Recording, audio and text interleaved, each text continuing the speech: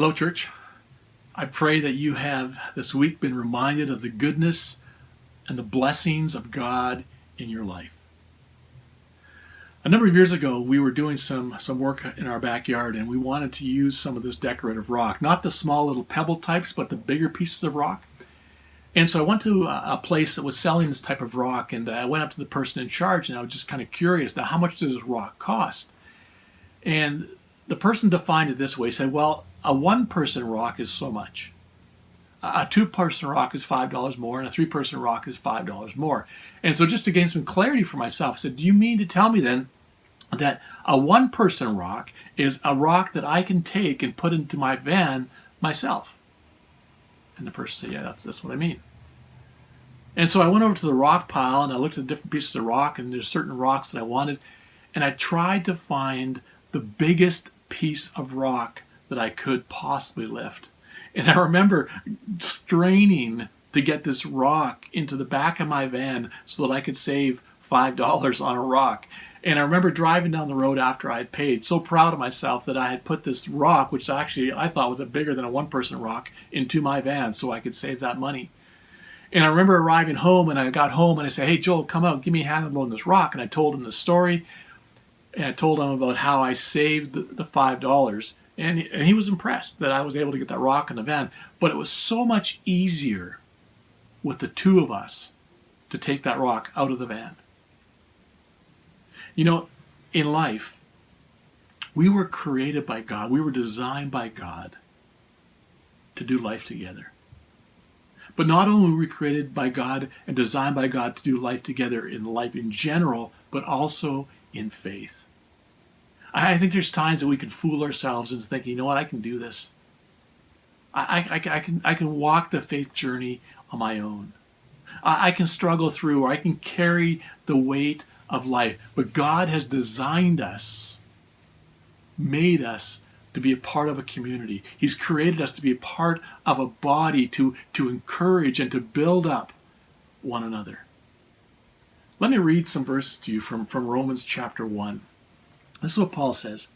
He says, first, I thank my God through Jesus Christ for all of you, because your faith is proclaimed in all the world.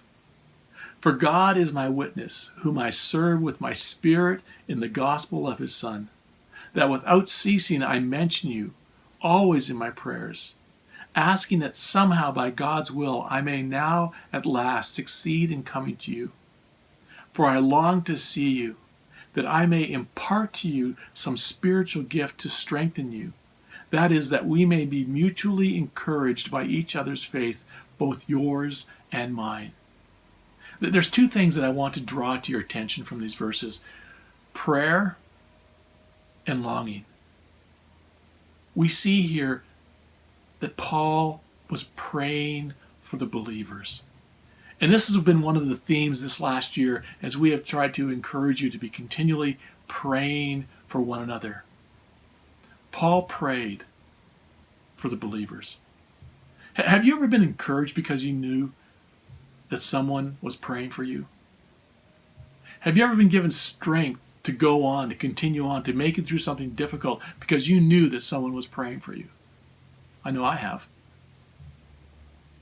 If you don't know how to pray for someone, the great thing is you can call them up and ask them, how can I be praying for you? And when you do that, two things happen. One, you get to pray for them, but secondly, you get to talk to them. But not only does Paul pray for them, he says, I mention you often. And even though we've been saying keep praying for one another, we want to say that again with urgency. Continually be praying for one another. Pray for one another often. And what we see Paul doing here is not only does he pray for them and pray for them often, but he lets them know. And so I want to encourage you, if you are praying for others, let them know. Encourage them by telling you, you know what, I'm behind you. I'm walking alongside of you. We can do faith together. The second thing that I want to draw to your attention here is longing. Paul has a longing to be with the other believers. And he says this, he says that somehow by God's will, they could be together. And I pray that during this time of being apart, God has created within you a longing to be together.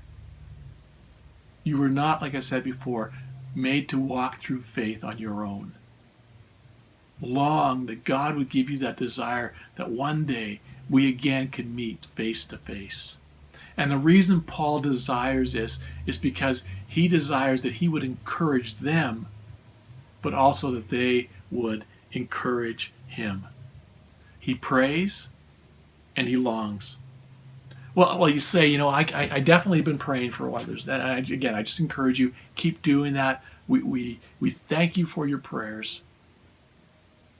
But the second part, how can we be together, longing to be together?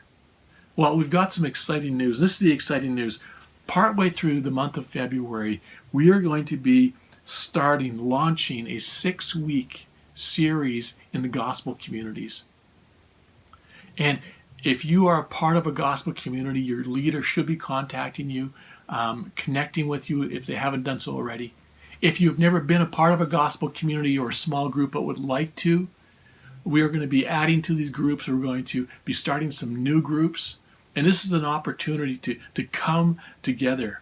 And this will be taking place over Zoom. And I know some of you are going, well, Zoom, it's not the greatest. But it is the opportunity to see each other. It is giving the opportunity to learn together. It's the opportunity to be praying for one another, to be building community with one another. And if you've never used Zoom, don't let that stop you from being a part of these groups. If you are unfamiliar with Zoom, we would love to try to help you figure it out so that you too can be a part of these gospel communities, so you can be praying for and meeting with one another. And so we want to just say, take advantage of this opportunity. Pray, long to be together, but take this opportunity to actually do that, to grow in community. Can you do faith on your own?